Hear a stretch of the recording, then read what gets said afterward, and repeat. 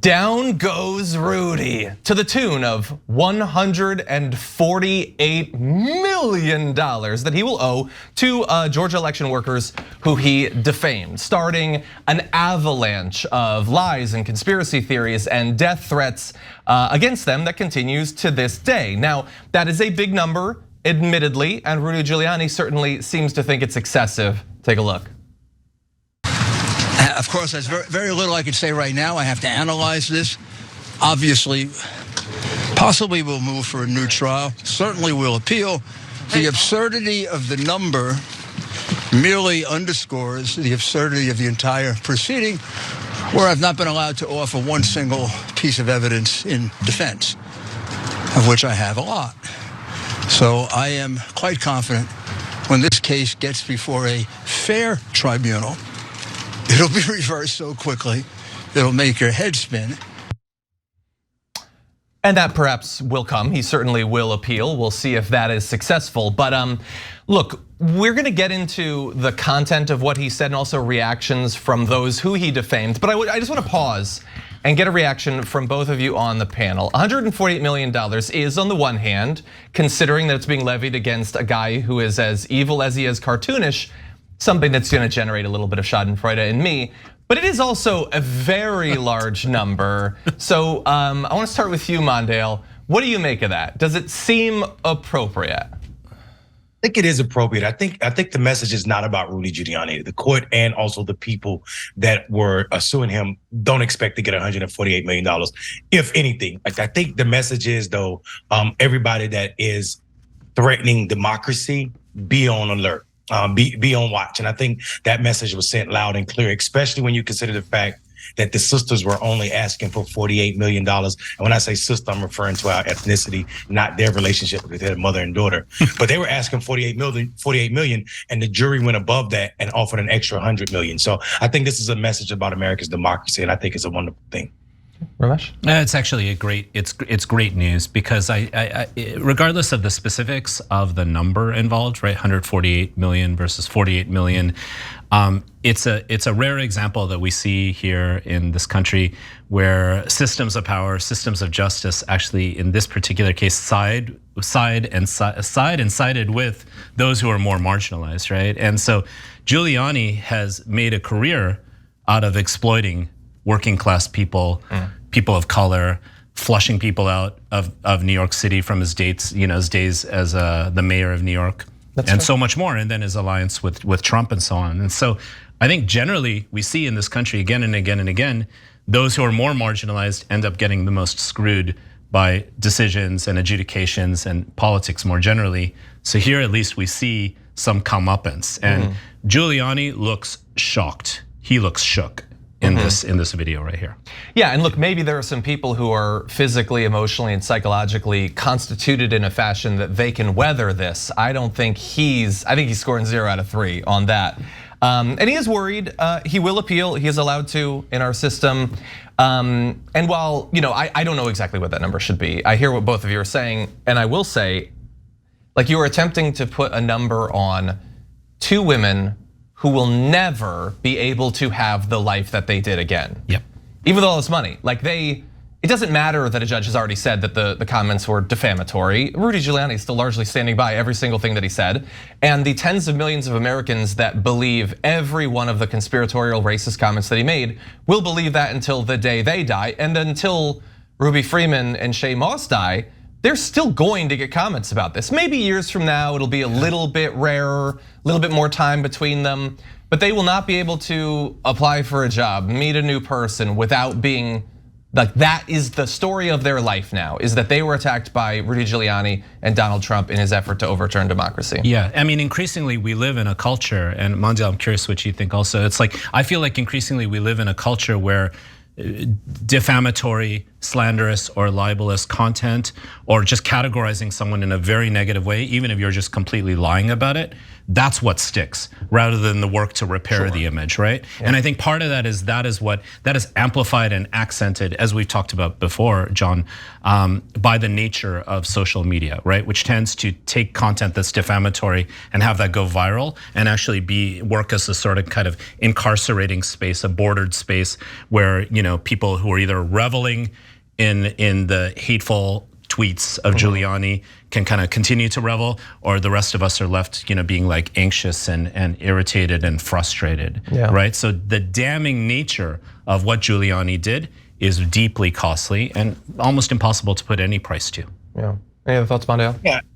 Yeah, and I think also we also have to consider the fact that the way we catch news now is not like it used to be in the olden days. Yep. So what happens is people in the Fox sphere won't even hear about this settlement other than to demonize the two women who were just victimized by Rudy Giuliani. So their story will be that Rudy Giuliani and Trump and anybody else that lose lawsuits for this behavior will be made into martyrs. Right, so this is ad bona fides to all of the people that the system is working against, the so-called white people of America that traditionally own this space. So I think what happens is we are in a dangerous space, as you both said. But I think what's going to happen, not even in a distant future, tomorrow these women will be back on guard, being threatened or being attacked for whatever reason. We know what happens to Black victims, especially when they are successful plaintiffs in lawsuits. 100%. Yeah, they're gonna have to be vigilant online and in person for the rest of their life, even if they get a significant chunk of this money, which remains to be seen. But that said, we've been talking about the comments. So why don't we go to Rudy Giuliani being asked about whether he holds any regrets on having said what he said. Do you have any regrets about some of the comments that the women received? Well, of course, the comments they received I had nothing to do with. Those comments are abominable, they're deplorable. No defense to it, but I receive comments like that every day. Different kinds of things. I've represented clients who have gotten that from the other side. This is a terrible part of our political system. Republicans, Democrats, liberals, and conservatives all get that. My comments weren't that. So yes, regrets, but no actual regrets. Nothing that he said, which he still says that everything he said was accurate. And if only he'd been able to provide evidence, he could prove it. It's been 3 years. I think that if you were gonna prove it, you would have by now. And he had nothing to do with the death threats, the threats of lynchings and rape and all of that. It doesn't have anything to do with him. If he hadn't suddenly elevated them to the national stage in that courtroom, they would have just spontaneously been the focus of right-wing conspiracy theories. He didn't have to do anything. And look at the defense there. I get comments, Democrats get comments, Republicans get comments. That's our political system. Okay, maybe, and that sucks, by the way. Let's not just accept that status quo, but maybe people who willingly make themselves into national political figures, governors, lawyers for presidents and everything, get some of that and need to expect it. They were election workers. They were not running for Senate, as if that would excuse it. They had no interest in their names being, like thrown around in the media and on 4chan, and they would not have been were it not for him. So even after $148 million, he still doesn't take any responsibility for what he did. Mondale, what do you think? I mean, what are we expecting from Mr. Stop and Frisk himself, right? I mean, like this is a guy who could literally justify in front of many cameras the practice of stop and frisk, and this is no different. I mean, this is a continuation of a stubborn old white man being a stubborn old white man. Yeah, Ramesh. Yeah, I mean, it's whenever one is in a position of power, as you said, John, you can expect to be criticized, right? Even in this particular way with the social media environment, it could be pretty vicious. But Giuliani has been for a very long time in a position of great power and privilege and wealth, and accordingly, he's been criticized and had negative comments made about him. Never mind that all of his crimes that he's committed, at least allegedly. But he actually took these two working, like election workers, and put them in front of these ravenous mobs, right? It's like taking the meat and feeding it to the wolves, right? So that itself it's not just a defamatory act for him to say something about them that's not true on Twitter, but also to set it up in such a way where now they are exposed and their lives are threatened in certain senses, as we've seen. And look, we are on some level lucky, and they are lucky that thankfully they are still alive to this day, because that was no guarantee. As soon as they were the target of these insane racist conspiracy theories, there are plenty of people around the country that were not only sending them messages, threats, racist attacks, saying they should be hanged, people telling them they fantasize about hearing the sound of their necks snapping. There are people who really believe that and wish that someone would act on it. And thankfully, we've gotten to this point where thankfully that did not happen. And by the way, we haven't played his comments. We've done it 1,000 times, so I'm not going to right now. But if you think it's like, why do you guys keep bringing up race? They were explicitly racist theories. He was constantly like pretending that any motion they make of their bodies is something to do with drug dealing, heroin this and marijuana that. Had nothing to do with anything that he was saying. He chose to make it about that. And I want to remind you too that it wasn't just messages, as if that would be okay. People showed up at their home. They tried to execute a citizen's arrest of Moss at her grandmother's house. And I will remind you that they were talking about doing citizen's arrest in some recent cases. This is now a thing that they just routinely talk about on the right. They called Moss's 14-year-old son's cell phone so much that it interfered with his virtual classes, and he ended up having failing grades. So they were harassing other family members of them. And so that's what they had to endure. It is entirely likely that this judgment will result in a new round of fury at them for having to basically blaming them for the financial difficulties that Rudy Giuliani is gonna have. So yeah, I continue to be worried about them. I hope that some of this money, if they get it, goes to private security, because the dark reality is that they need it in America. They cannot simply exist. Yeah, I mean, that was pretty much my point, is that given what's already been done to these two likely innocent people, right? What amount of money could ever undo the wrongs that were done, right? You're almost forced to live a life where you're continuously anxious or scared or concerned that something that your own life could be at risk accordingly. So, there's no amount of money, there isn't necessarily in my mind any justice for these women outside of financial remuneration to try to at least partially compensate for such. Because once you're down and dragged into the mud in this kind of situation, that's it. Yeah, and I mean, like, as a person who is a historian, a self-proclaimed historian, that's me, on Black things, and then also a person who is an elected official that's suffering from some of the same people threatening these women, because I tore down a Confederate monument. The largest Klan chapter live extremely close to where these women reside, and they definitely make it their business to threaten them. And I think we need to remind people that the Klan rebirth happened right outside of where these women lived. We don't know where they live now, and unfortunately, that's what is going to be the case for them for the rest of life. The world will never know where they live, and it's for their safety. And that living in this life, it's enough stress being Black in America, to add the fact that you are a particular Black that has offended the white system and it's coming after you, is something extremely nerve-wracking. So much so that when I film, you see me on different shows across TYT, I'm always in a different space, and it's because I'm running from the loyal white knights on a regular basis, and my donors for my organization had to find security for me. So I can't even imagine what it means to have the entire MAGA and Black world, Black net after you. So this is a real thing for these people. Not to mention, and I need people to understand that the largest ode to KKK, to the white supremacy, is 30 some miles away from Atlanta in Stone Mountain, Georgia, and people don't talk about it enough. That's a great point. A great point. I guess I should probably apologize. We've been so focused on Giuliani, and I understand sort of why, but let's also stop for a second and talk about Ruby Freeman and Shaye Moss. The two women who were defamed by Rudy Giuliani have spoken out in the wake of this $148 million verdict against him, saying, and this is Ruby Freeman in this case, saying, "Today is a good day. A jury stood witness to what Rudy Giuliani did to me and my daughter and held him accountable, and for that I'm thankful.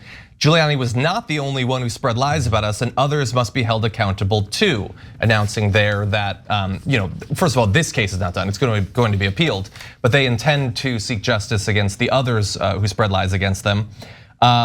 Moss said the flame that Giuliani lit with those lies and passed to so many others to keep that flame blazing changed every aspect of our lives, adding that it's been devastating for her and her mother and that they are still working to rebuild.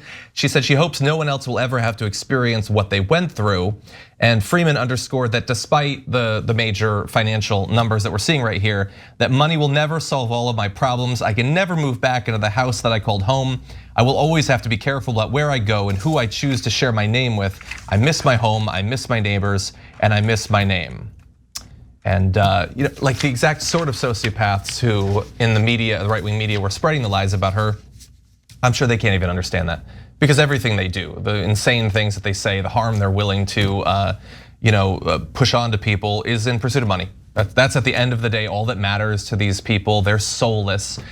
But there are real people out there who just wanted to volunteer to help elections happen. And now that has been taken away from them. Virtually every touchstone of their life has been irreparably harmed.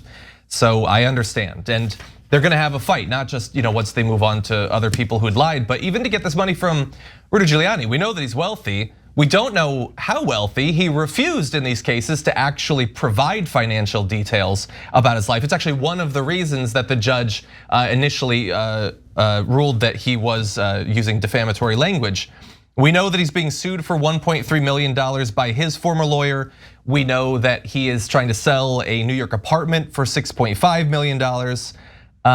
We know that he was paid $350,000 by a political action committee affiliated with Donald Trump, and there was recently a $100,000 a head fundraiser for Giuliani that Trump actually led, which is more action by Trump than I would have expected to help out Rudy Giuliani. So a little bit more loyalty than I have come to expect from Trump, but also the fact that there are people who will dish out $100,000 a head to help out what is left of Rudy Giuliani is a reminder that taxes are not nearly high enough in this country. So anyway, the fight will continue. They're happy, celebratory a little bit, but a sort of measured response. Mondale, what do you make of what these women said? Well, I mean, I think it's to me the most important part, or the part that hit the most, is when you hear someone who is first or second generation homeowner ever in her family not being able to go back to the house that she spent 20 years in because of Rudy Giuliani is absolutely disgusting to me, right? So I think that hit me the most. I wanted to say something about what you said, John, because you were spot on about whether he's wealthy or not. The harm that he's done can't be paid for. You can't pay for the fact that you built something. You spent 20 years somewhere and you didn't move because you wanted to, or because you decided to upsell or downsize your life. You moved because your life was being threatened. And I don't know how you explain that to people and make them hear it. Yeah. Any final thoughts? Yeah, I mean, I think the final thought I have is maybe more idealistic in a sense, which is, I just wonder how, I mean, in the case of Giuliani, I think we know what the reality is, but I wonder if all of us can just sort of take stock of how easy it is to share opinions about others that could actually harm them. It's really easy to harm others, even when we don't even realize that we're doing so. And I think that it's so easy to post or blast something out that's defamatory or hateful these days, because we have all these digital networks like right on in our pockets, right? But think about the actual harm, and is there a way to make, I really wish for our country and our digital world to be more compassionate and more caring of others. So I'll end with that idealism there. I think it's a great thing to think about. Yeah. I'm not worried about that. I just do straight news. I never inject my opinion. But for others, I do think, I'm kidding, that is a good thing to bear in mind. And look, the internet held so much promise at one point, and then it turned out that, it's humans that are gonna be using it. That's an issue. Yeah, I wish it could be more compassionate, more positive, more educational, more productive. And knowing fully well, John and Mondale, that these digital systems, these private corporations that run these technology corporations monetize hate and outrage because it's more eyeballs and it's more data. Yeah. Great point. And that's a fact. I was just gonna say that. Just remember, I remember when Twitter was just us nerds. It was a beautiful space, and there were no blue checks. It was just nerds, and it was wonderful. Also, I would say that. Can you believe this guy we're talking about was Times Man of the Year? It's crazy. Wow. Yeah, but he might still make ooze of the decade. We'll have to see. But anyway, yes, everyone, try to be a little bit more compassionate as you go about your lives. You can start in our chat rooms, by the way, on Twitch and YouTube. Thanks for watching the Young Turks, really appreciate it. Another way to show support is through YouTube memberships. You'll get to interact with us more. There's live chat emojis, badges. You've got emojis of me, Anna, John, JR, so those are super fun. But you also get playback of our exclusive member-only shows and specials right after they air. So all of that, all you gotta do is click that join button right underneath the video. Thank you.